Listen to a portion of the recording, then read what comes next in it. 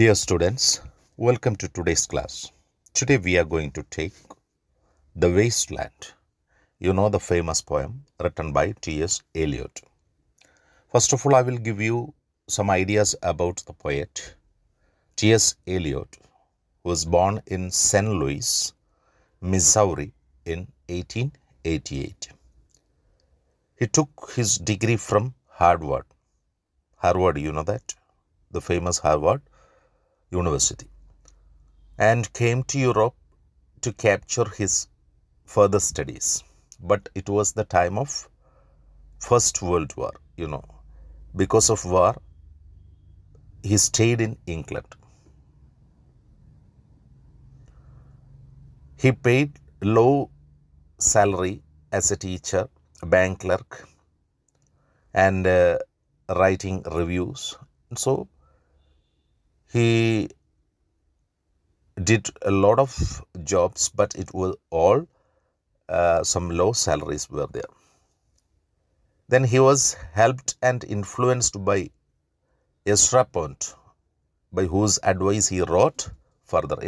And that time, Ezra Pound helped many poets. Likewise, T.S. Eliot also inspired from Ezra Pound. And with that inspiration, he wrote Wasteland. It was in 1922. In youth, Eliot was a rebel. He was against the religion. His ideas were radical. But later, he converted to Anglo-Catholicism. You know that Catholics. Anglo-Catholicism. He converted to that in 1927. Then talked about religion. For after that, he became a true religious poet. He died in 1965. That's a brief history of T.S. Eliot. When Eliot published the Wasteland, Victorian Romanticism was at its last stage. Eliot's poetry, broadly philosophical, comment on 20th century society. It is the true comment of 20th century society. Okay? Wasteland is a 400-line poem. It used the techniques of connotation and literary allusiveness. These two poetic techniques used, that. Technicalities of the poem. Connotation and literary allusiveness. Vast range of meaning to be compressed into economic lines and cryptic images. So it is consisting of vast range of meaning. We have to understand in that way. Post-war European disintegration, 1920s and 1930s, clearly depict in the poem. Eliot's divide the poem into 5 parts.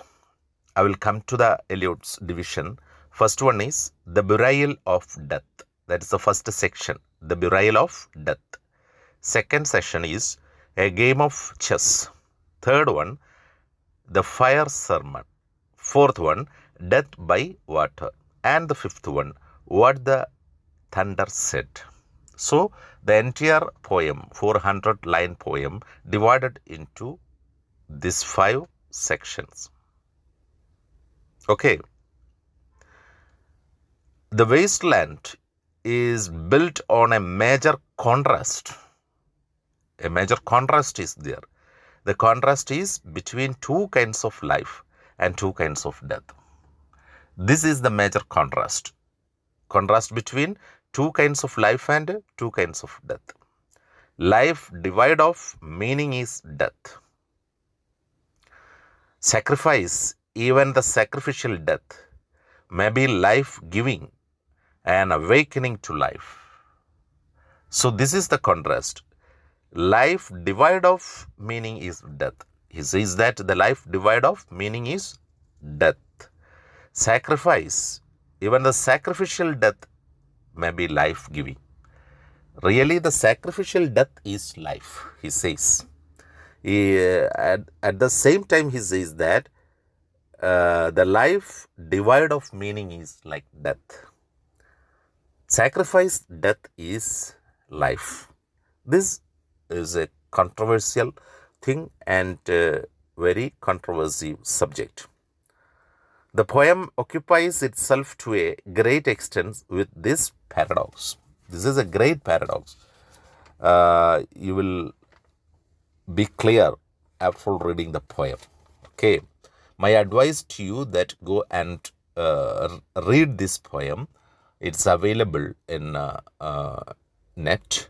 You go and refer the poem.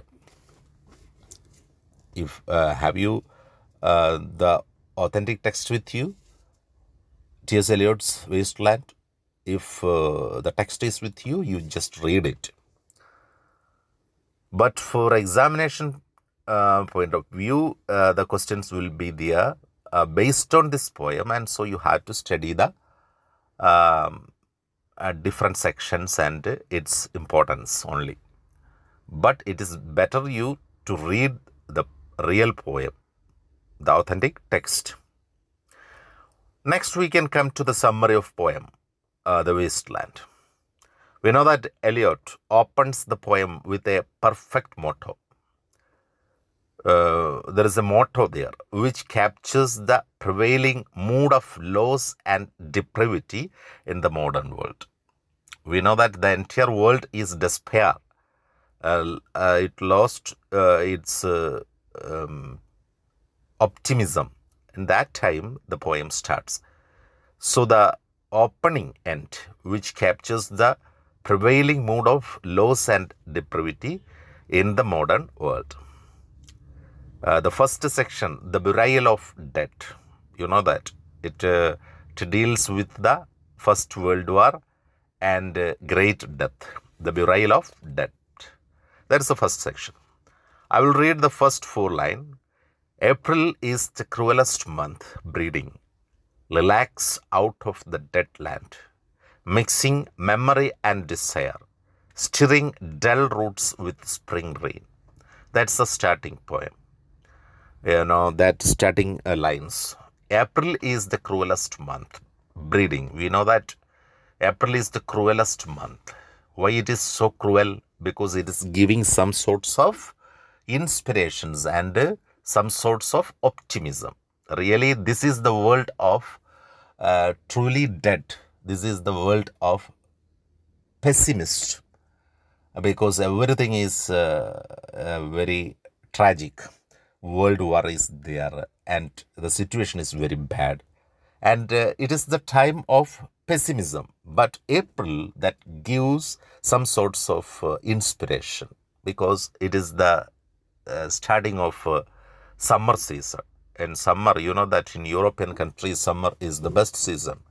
And so April is the cruelest month breeding lilacs out of the dead land. Lilacs, you know that lilies, the flower lilies, that will blossom, mixing memory and desire, memories and desires, stirring dull roots with the spring rain. Up to that time, the spring rain, as a result of the spring rain, the roots were all dull. But now at times the roots are alive and began to murmur and desire. Okay. So all these lines give inspiration. The starting of the poem is in a live and optimistic way. But it leads to pessimism. That means a dark age, dark end.